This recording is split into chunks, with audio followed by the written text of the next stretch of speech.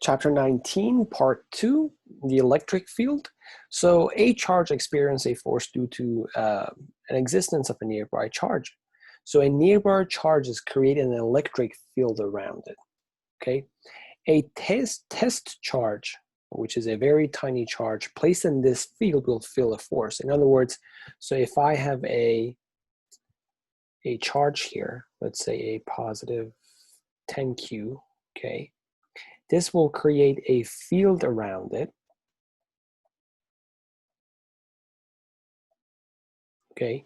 And this field, which I would like to show it some arrows like that, will cause a test charge, which I call it Q0. It is a very, very tiny charge, positive charge, to feel a force being acted on it, okay? So the test charge has to have a charge that is very, very small compared to the other charge, and it would not affect the field.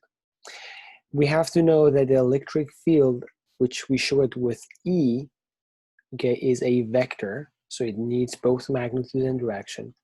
And the units for that is newtons per coulomb, or newtons over coulomb. Okay, so electric field, as I said, is a method that the charges will interact with one another. For example, I have a charge Q here, and then this will create an electric field around it. This electric field will act on the other object or act on the other charge, which we call it the charge Q0 or test charge, and that will cause this test charge to experience a force, okay? And it is the same concept as gravity. Think about Earth and Moon. There's nothing in between them. They're not in contact, but they are applying a force of gravity to one another because gravity is a field, okay? For example, Earth is in the field of gravity of Sun at the center of the solar system. An electric field is useless unless a charge is placed inside the field, just like in grass, for example. Okay. Electric field definition. The electric field that exists at the point is the electric force experienced by a small test charge, which is Q0, placed at that point divided by the value of the test charge. Okay, in other words, we have this. If you want to find the electric field, you have to know the force and divide that by the test charge. Where do we know this force? From Coulomb law. F equals K Q1 Q2 over R squared. Okay, and this force is a vector. It has magnitude and direction. If you divide that by, this is the definition. If you have two charges, they'll apply this force equally to one another, and it's action-reaction pair. So the electric field, if we know the electric field, then we can calculate the force on that charge. So in other words, if you know electric field, and if you know the Q, you can find the force acting on the Q because of the existence of the electric field, okay? Which you can write it like that. So F equals Q times E or E times Q. So the direction of the force depends on the sign of the charge because E is the field and depends on the sign of the charge, you can determine the direction of the force, okay? So the electric field, if you have a field here, okay,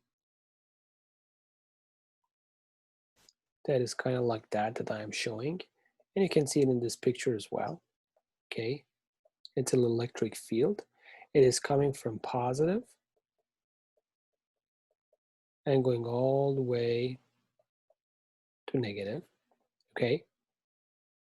So in other words, I have positive here and I have negative here. It's coming out of the positive going into the negative. And so if you have a particle here that the force is applying to this direction, so this is a positive particle. And if you have another particle that's being attracted to the positive, that means this is negative. Okay? So depending on the direction of the force, you can determine the charge, or determine you can determine the sign of the charge, or depending on the sign of the charge, you can determine the direction of the force. And the force will be E times Q. Motion of the charged particle in the electric field. Let's talk about this. A positively charged object is released from rest in a region containing uniform electric field. Which of the following statements concerning the subsequent motion of the object is correct? The object will remain motionless. The object will accelerate to some constant speed and move in the direction as the electric field. The object will experience the constant acceleration and move in the direction of the electric field. The object will experience same constant acceleration and move in the direction opposite to the electric field. So let's talk about it a little bit. What do we have? We have a positively charged object is released from rest in a region containing a uniformly electric charge. So let's say that I have a uniformly electric charge. Okay, something like inside a capacitor. So you have a uniformly electric charge, or E. Okay, then you have a positive object here, a positively charged object here. Okay, so this object will be going in this direction because positive and positive will repel. So you have positive and positive that are repelling one another. So you have F in this direction towards the right. Okay, so, and then we know that F is E times Q. Okay, let's call this Q, by the way. All right, let's call this Q. So you know that this is F is E times Q, and also F is MA. All right, so if I can, this is the law that I was just telling you. Okay, the electric field definition. And this one is Newton's second law, so they are equal. In other words, EQ is MA. If you find the acceleration, you have E times Q over M. So the electric field times the electric charge of that particle over the mass of the particle. Okay?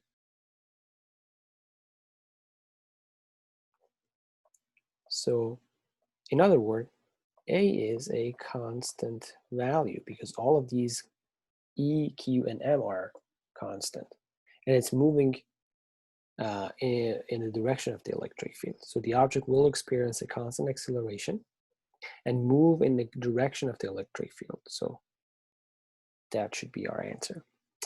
The electric field, as I said, is a vector. So it needs both magnitude and direction.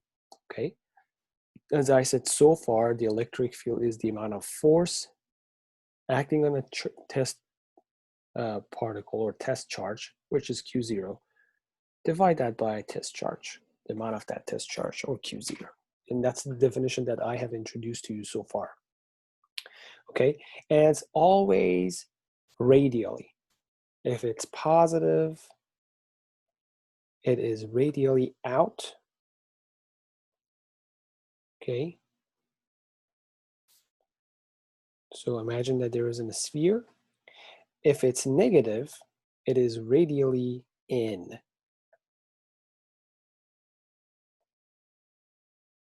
Okay, so this is positive, and this is negative, radially in. So find the electric field given the components. I have a positive charge here and a positive charge here in position A and B. And at that point P, I would like to find the electric field. Okay, the electric field, because of the existence of object A, is 3 newtons per coulomb, and it's going to the right. And because of existence of object B, we have 2 newtons over coulomb downward. Okay, in other words, you have 2 down and you have 3 right. And you want to find the sum of them, or totally, okay, which is EFA plus EFB, but remember, you can't just add them up. These are vectors. You need to have a vector if you have a vector quantity, you have to treat it like a vector, okay? So the E then is EFA squared plus EFB squared plus 2 EFA EFB cosine of the angle between them, okay? Cosine of the angle between them. In our case, cosine of the angle between these two is 90 degrees. Okay, so let me actually write it like Q, 90 degrees. So that means that this one is 0. Or E is just the same thing that we know before. EFA is squared plus EFB is squared. Okay, so you have 2 to the power of 2 plus 3 to the power of 2. Okay, so you have 9 and you have 4.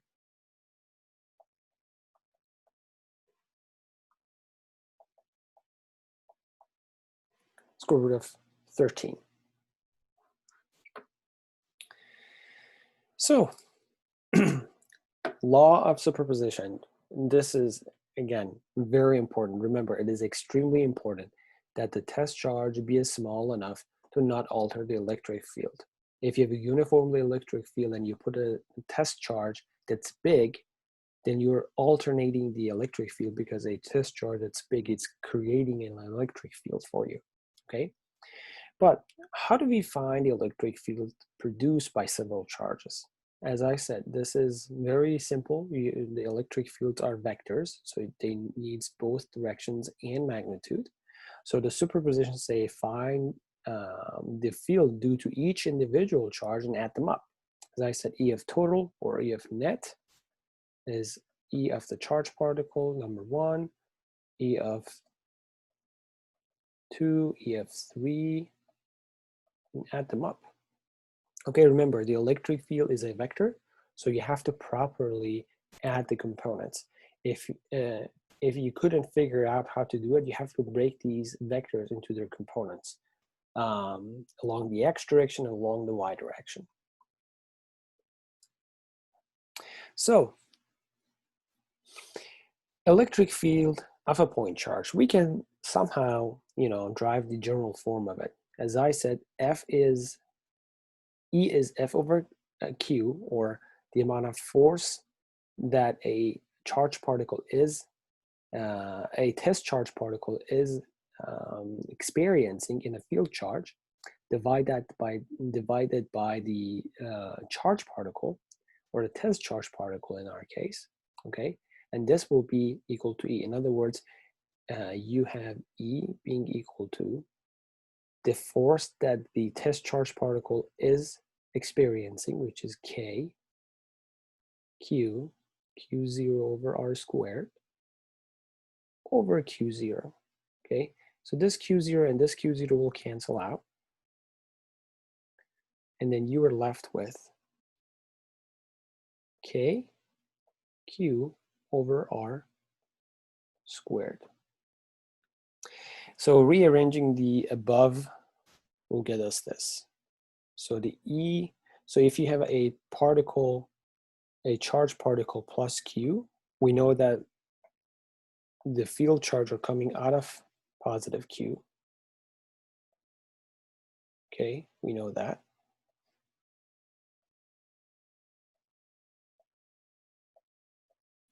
And this will be the amount of the value or the magnitude of E at point R.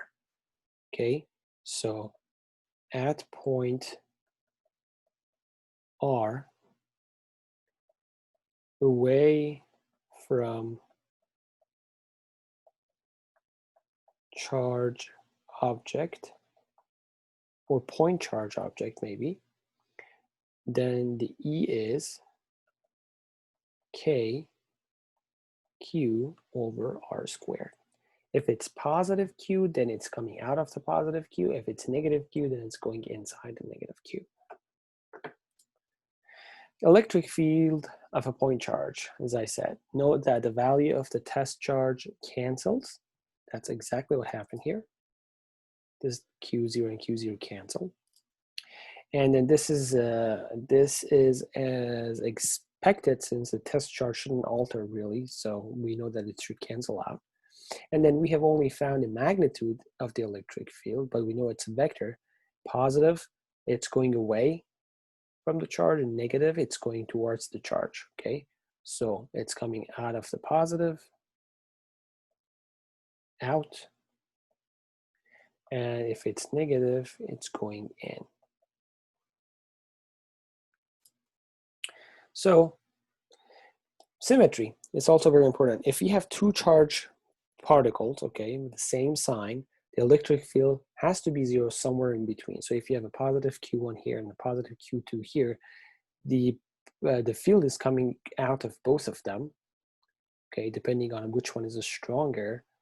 In the position that this field will be zero somewhere should be somewhere in the center. For example, you have Q1 here and you have Q2 here. They're both positive. The field charge is coming out from both of them. At this point, E1 is in this direction from Q1. And at this point, E2 is to the left because of Q2. But since Q2 and Q are not equal, this is the point that the electric charge is getting zero. Okay, the electric field is getting zero. Depends on the value of Q1 and Q2. This can change. If you have Q1 and Q2 that are equal, for example, 10 Q here, 10 microcoulomb here, and 10 microcoulomb here, then you would have the electric field to be zero at the center. Okay, so let's take a look at this question. At a distance of 1 centimeter from an electron, the electric field strength has a value of E. So I have an electron here. And let me actually go ahead and use this color. So I have an electron here. And 1 centimeter away, so let's say that this is, I'm not scaling it, but let's say that this is 1 centimeter away from the electron. The electric field has a value of E. And I know that this is electron, so it's negative, so it has to go inside towards the electron. So it has a value of E. At a distance, at what distance is the electric field strength equals to E over 2? So we would like to know what the R is. So electric field strength is E over 2. So let's write that down. K Q over R squared. That's the original one. Now E prime should be K Q R prime squared. E prime is E over 2.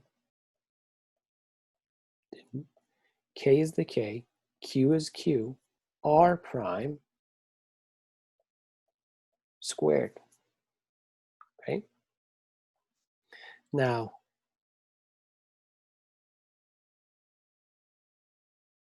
when you are considering this, you could kind of write it like this. E being equal to, you can multiply both sides by 2. So you have 2KQ over R prime squared. And then you can write it like this. KQ 1 over 2 on the denominator, R prime squared. Then you can write it like this. E equals to KQ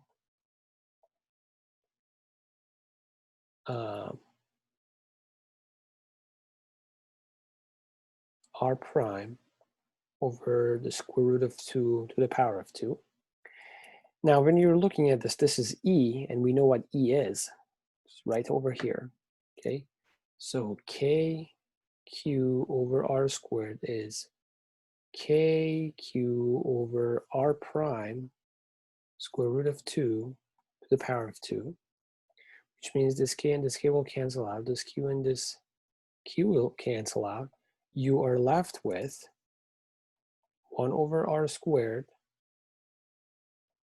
being equal to 1 over r prime squared. Square root of 2 to the power of 2 is just 2. So r squared is r prime squared over 2. And thus r prime is the square root of 2 times r. So in other words, r prime is square root of 2.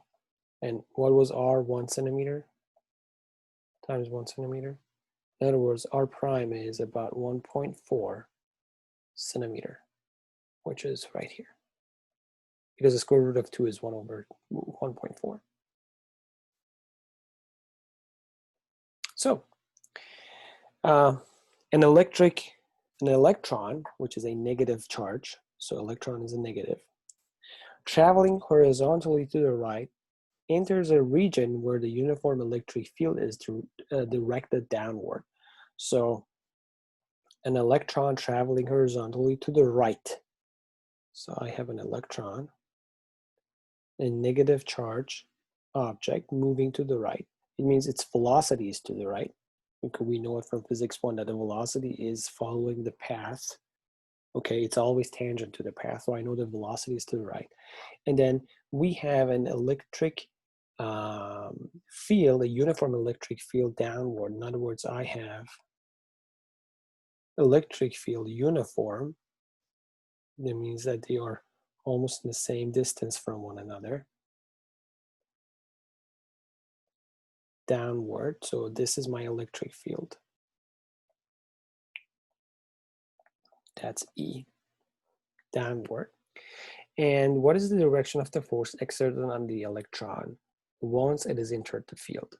This is the right-hand rule formula, okay? Remember, your 4 fingers, okay, your 4 fingers across, or sorry, along the direction of the motion. Your 4 fingers along the velocity, okay? Keep it like that. And then the field, the electric field, should come out of your palm, all right? The electric field should come out of your in the center of your hand, okay? Once that happens, your thumb will show the direction of the force, okay? So in other words, your hand, your 4 fingers should be in this direction, all right? Then the electric field is coming out of the electric field is coming out of the center of your hand. Then your thumb will show the direction of the force. In this case, the direction of the force is to the center, or to the towards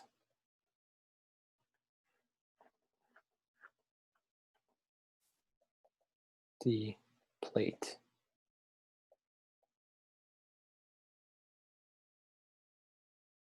Okay. If this is only the case, if you have a positive charge, if you had a negative charge, then you have to move things around, okay? Which in this case would be outside of the plate. So you would have, for a negative charge, you would have outside of the board. Okay, so remember your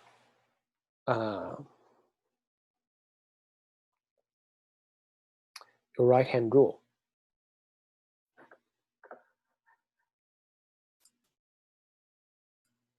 So in our case, it would be to the center or towards the plate inside, which is none of these options. I'm going to add option E here, and I'll have this, and then I have another option F, which I will have outside, and our answer will be outside because we're dealing with a negative value here. So this would be our answer. The electric field at the center of the triangle or a rectangle. So what you have here is that you have a rectangle like that, a positive Q, negative Q, positive Q, negative Q, and you want to find the electric field right there. Okay, at this point, this positive Q is creating a E1 here. This positive Q is creating at point 3 is creating E3, and they are equal in magnitude and direction. So they will cancel out. So in other words, this will be E1 and this would be E3. E1 is due to Q at point 1 and E3 is due to the same Q at point 3. They're equal, so they will cancel out. Okay. And then at the same point at the center, you have a negative Q, same Q but negatively charged, and a positive Q. Okay, so they will have the same direction for the field, so you have to add them up. So E1 and E3 will cancel, E2 and E4 will add up because you have E2 in this direction, and then you have E4 in the same direction. So E2 plus E4 will be the total value that you're going to have. Parallel plate capacitor, it's one of the things that we talked about it.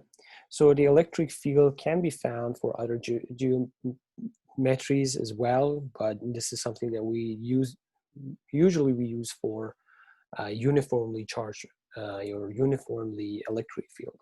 An example is two separated parallel plates, or what we call it is a capacitor.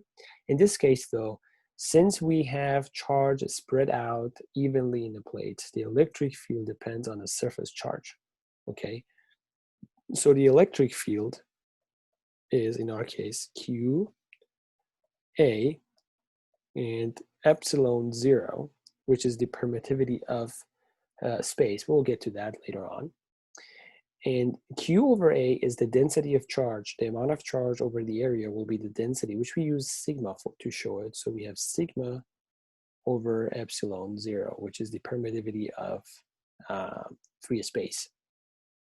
So this is the electric field, the uniform electric field inside the plate capacitor, okay? So the electric field lines used to indicate how a charge would react if it was placed inside that field, okay? It usually starts at positive. Usually, not usually, in fact, it's almost always starts positive. It will end at negative, okay? Sometimes this positive has not been given. We just show that the electric field is like that. Don't necessarily have to show where the positive is. We all know it starts from positive, it goes to negative. Sometimes this positive and negatives are located at infinity. So it starts at positive charge or infinity, and it ends at negative charge or infinity.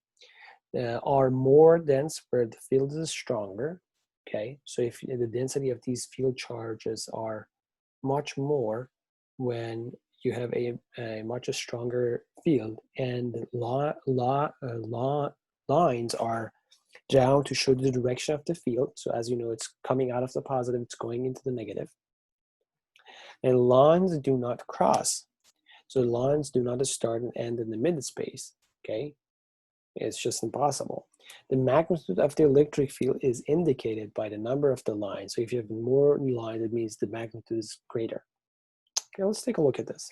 I have a negative charge there, and I know that they're pointing towards the negative charge. That's the electric field being produced by this negative charge right there at the center.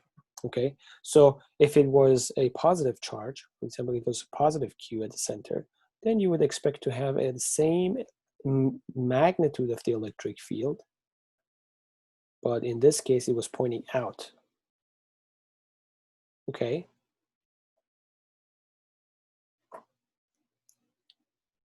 the same magnetic field, as the magnitude of it would be the same, it's the only direction would be this, that would be different. K Q squared over sorry, Q over R, okay, Q over R squared. That's the magnitude. Okay, mag K Q over R squared, and this is the magnitude. Okay.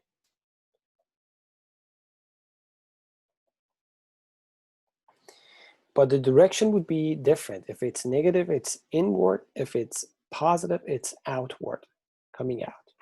Now, if you place two positively charged particles close to one another, this is the point. This is the electric field of two positively charged particles close to one another. As you can see, this is exactly why that the two positive charge will repel. They are repelling. They are, you know, this would be the direction of the force because their fields are designed this way. And this is where, at the center, this is where the force is zero. This is where you have no net force. This is where you have no net field. Okay? That's where it is. So if you have one positive and one negative charge, or what we call it the dipole, okay, then you have a uniformly distributing, not a uniform, but you have distribution of these fields like this. So a dipole consists of a positive and a negative charge. They have to have the same magnitude, but they have to have a different sign. So one positive, the other one negative. The common, molecules that we usually use, they are mostly dipoles, like water, like HCl. Okay, these are dipoles. So they have a part that's positive, and they have a part that's negative. And they have a curved electric field lines, okay? So as you can see, the field lines are starting from positive, they're ending in negative, okay? So it's coming out of positive, going into the negative, where the field lines are much denser, which is close to the charge. That means that you have a stronger field as you go closer to the charge. And as you can see, it starts from positive, it goes to the negative. Okay. So another special case, if you have two parallel plates, one positive, the other one negative, as I said, you have a uniform electric field inside it. If I can go back to that slide, which is right here, you have a uniform electric field inside the plate capacitor. The only difference is that around the edges, you have a non-uniform. Around the edges, you have something like this. Okay. Around the edge, you don't have a uniform electric field, and that's what you can see right here. So at the center, like for example, up from here to here, you have a uniform electric field. But around the corners, you don't have a uniform electric field. It's because the charged particles are acting like point charge, and they will curve the electric field for us. So in our case, and for example, this case, you have two particles, okay? And so A and B, and you can see that the electric field lines are going inside both of them. So that means that both of them are negatively charged. Remember, it was coming out of the positive, and it is going in to the negative. Okay, so this is going in, so this is negative, and this is negative. So A and B are both negatively charged particles. Electric field inside a conductor. There is no electric field inside a conductor. A free charge on the conductor will spread out evenly in the surface of the conductor. So if you have a positive conductor, and let's say that this is a sphere, okay, a conductor, and it is positively charged. This positive charge is distributed evenly everywhere across the surface of this sphere, okay? Charge will remain evenly distributed as long as the system is a steady equilibrium, so as to make the electric field inside a conductor zero. So inside a conductor, there is no electric field. This has an application. It used to protect, some sensitive part of the electronics from the electric fields. They would put it in the conductor, and that means that this conductor will have a protection to protect this type of sensitive equipments. Okay, but let's see why it's zero. So when you have, let's say that we have an electric, when there is an electric charge at rest, the electric field within the conductor is zero. For example, I have a halo sphere here, and then I placed a positive Q at the center of this halo sphere. This positive Q will cause the electrons inside this halo sphere or this shell to come close, because positive and negative will attract. So I know all of these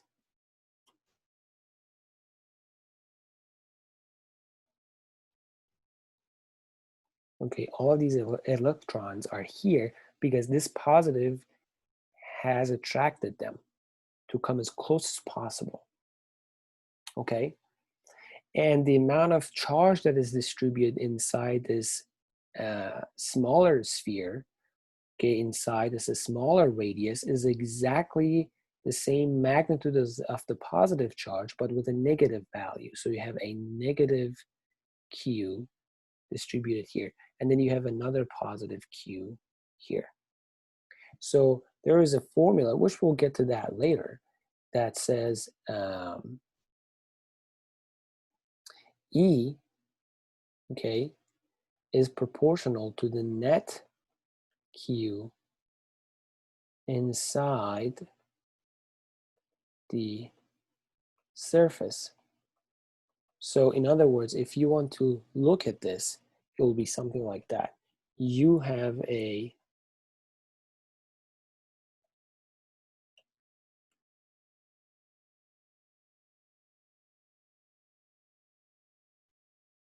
charge at the center.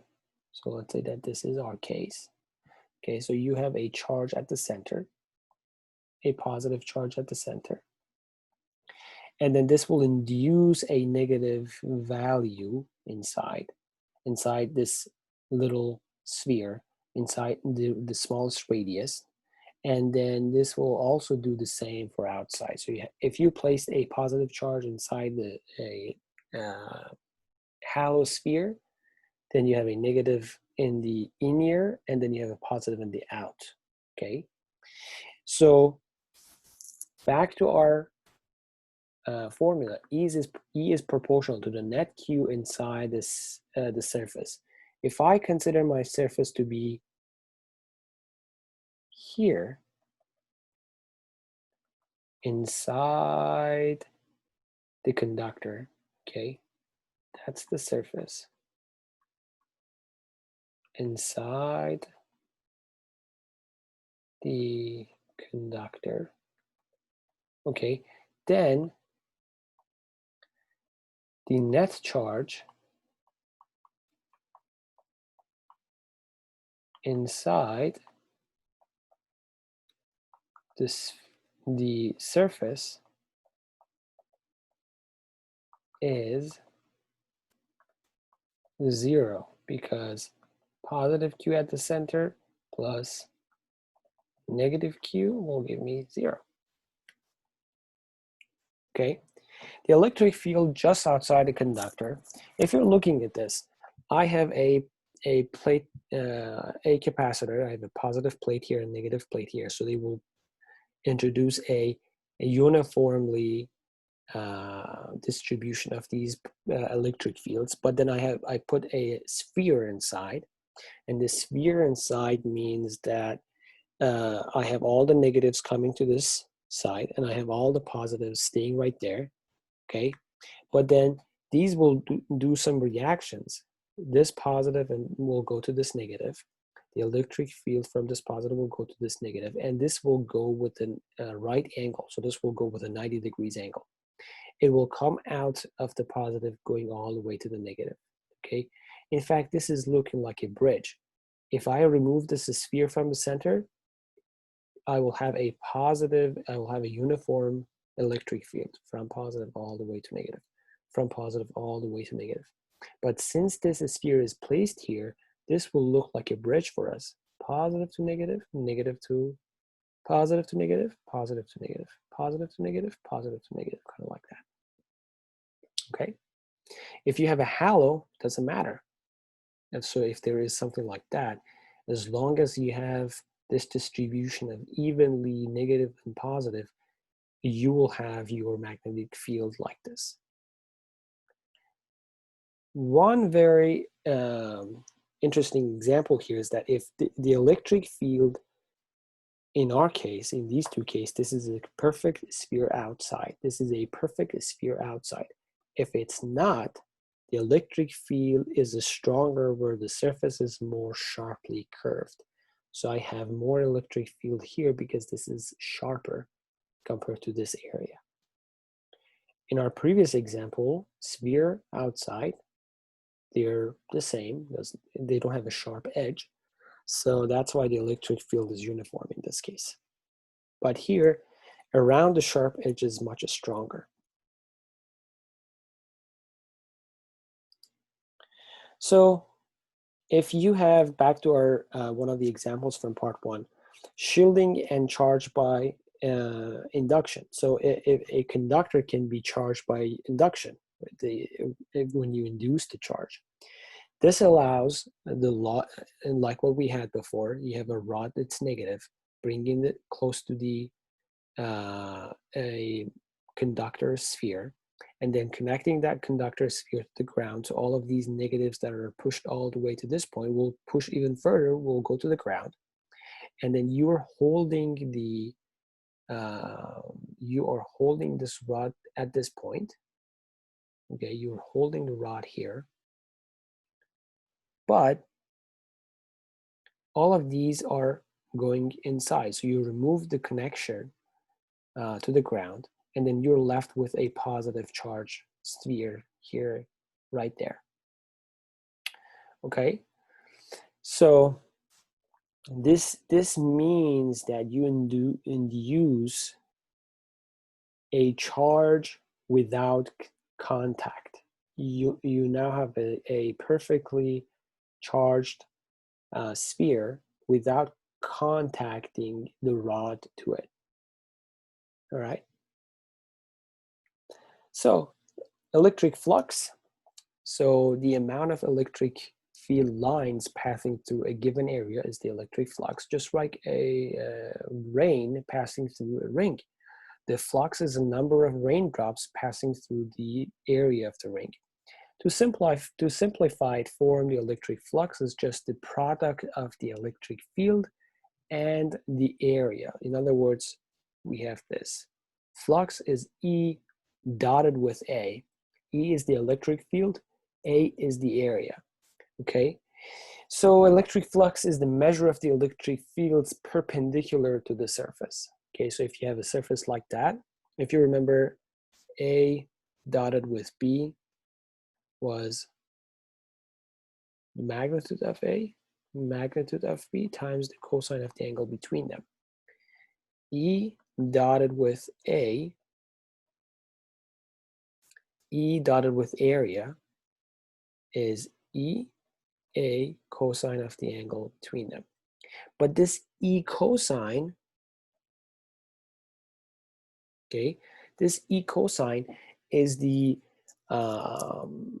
vector, or is the proportion of part of the E that is perpendicular to the surface, which you can see right there, okay? So electric flux is a measure of electric field perpendicular to the surface. Gass's law, okay? So there is a standard trick to find the electric field of the charge distribution. That's where the gases law is coming to use. And then it makes an arbitrary surface from your electric field to pass through. So it is an imaginary surface, by the way. And gases law then says that the flux through that surface has to equal to the amount of charge enclosed divided by the permittivity of the free space, which is epsilon zero. So in other words, your flux is Q over epsilon zero, okay? And we know what the flux is. Flux is E dot A. That's what the flux is. So I can just substitute it right there. And let me actually get rid of this. All right? And then I can write E A being equal to Q over epsilon zero, permittivity of the free space, or, vacuum. And we have seen this before for the plate capacitor, didn't we? Did we say that E is Q A over epsilon zero? And then we said that this is sigma, or the density. We said that. And this is where it actually come from. So that is our formula. E times A, which is the flux, is Q over epsilon zero. So in order to find the correct flux, we have to consider the angle with which the electric field enters the surface. The formula on the previous page, right here, EA Q over epsilon zero, assumes that the electric field is parallel to the normal line drawn on the surface, okay? But if you want to consider the general form, we know that flux is E dotted with A, or EA cosine of phi, or theta, or whatever the angle you want to call it. So in other words, this would be your true formula, or general form of formula. EA cosine of theta is equal to Q over epsilon zero.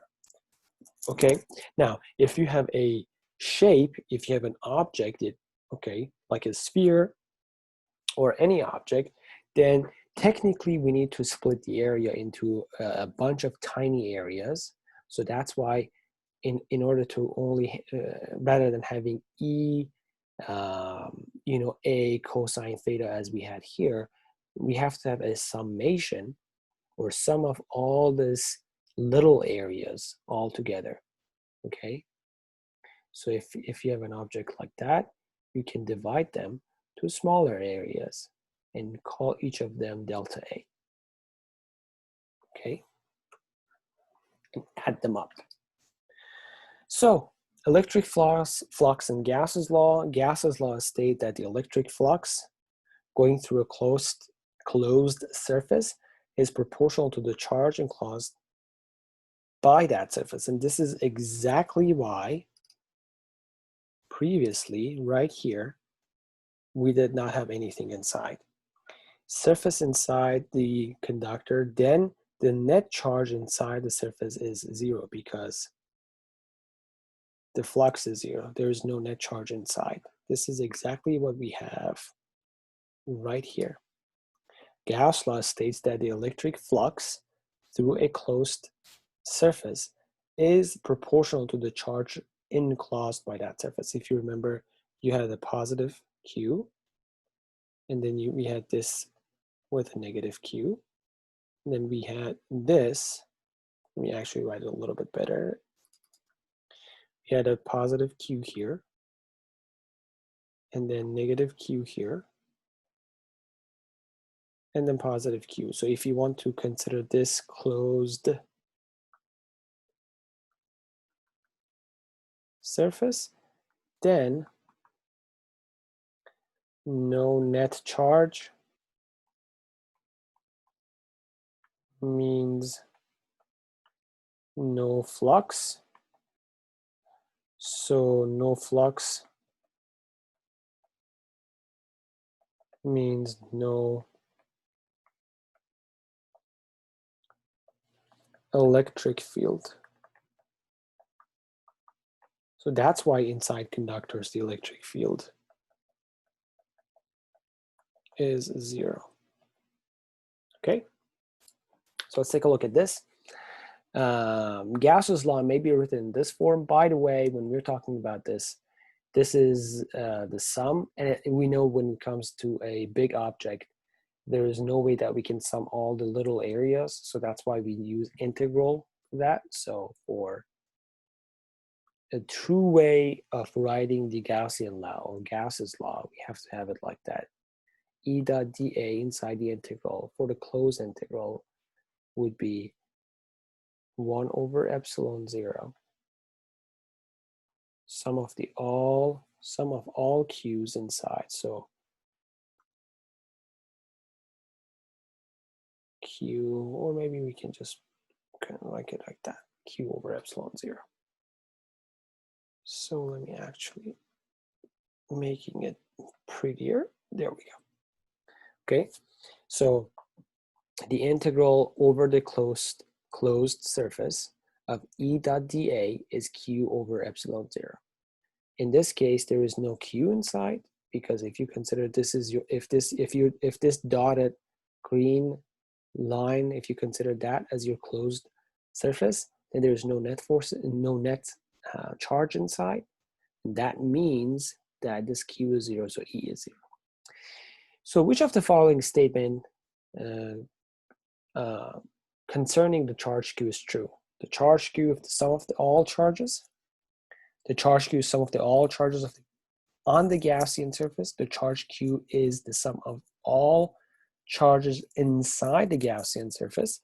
The charge and the electric field due to q is 0 inside the Gaussian. So I would say C, because the charge q is the sum of all charges inside the Gaussian surface. This is exactly what's happening here. Inside this dashed green line, I have no net charge. Positive q and negative q will cancel out. Okay, so the answer is C. So summary of chapter 19, the electrons have negative charge and protons have positive charge of the same magnitude. One is positive, the other one is negative, and the magnitude is 1.6 times 10 to the negative 19. Unit is coulomb, or we showed with C. We're going to call it C from now on. Charge is conserved and it's quantized. So you don't have 2.5 electrons. You have 2, 3, 4, 5, 6. The number of them is quantized, okay? And insulators do not allow electrons to move between atoms, but conductors allow the electrons to freely move from one point to the other, okay?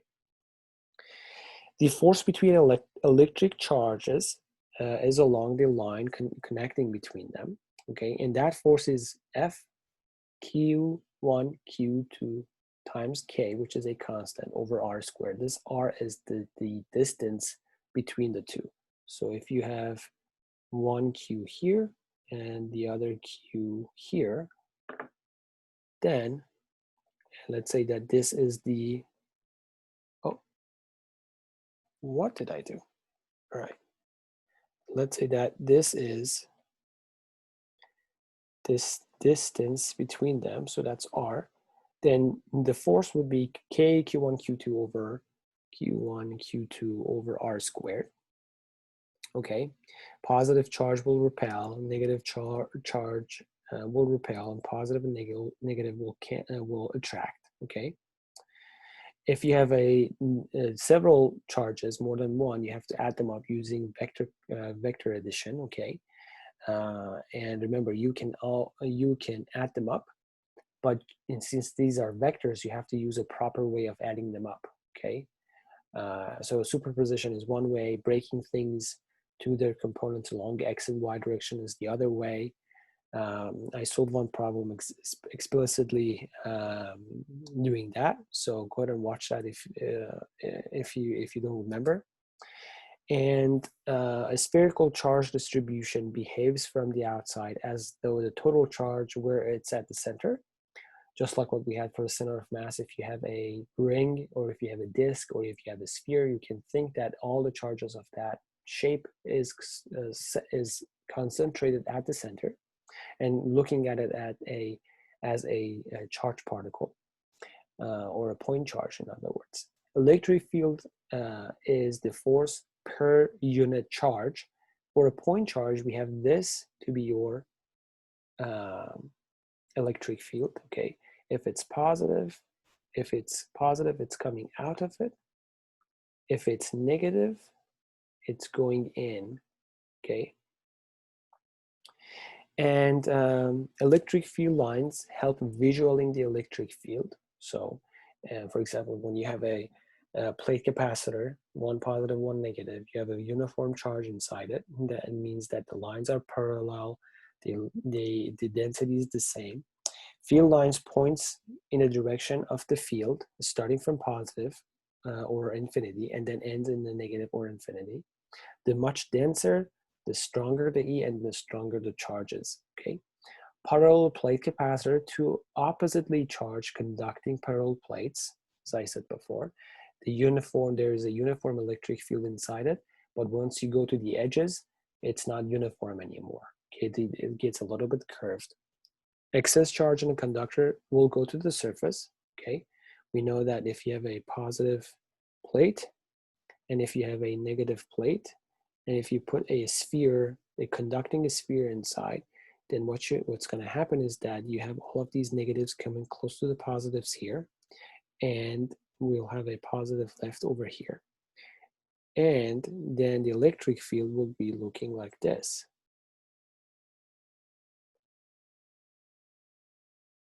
The electric field will come out of positive going to negative. All right, I talked about it. Electric field within the conductor is 0 because there is no net charge inside the conductor. There's no net charge inside the conductor. So if I write the Gaussian law, E dot dA is Q over epsilon 0. Epsilon 0 is permittivity of the free space or vacuum. And this Q is the Q inside the shell.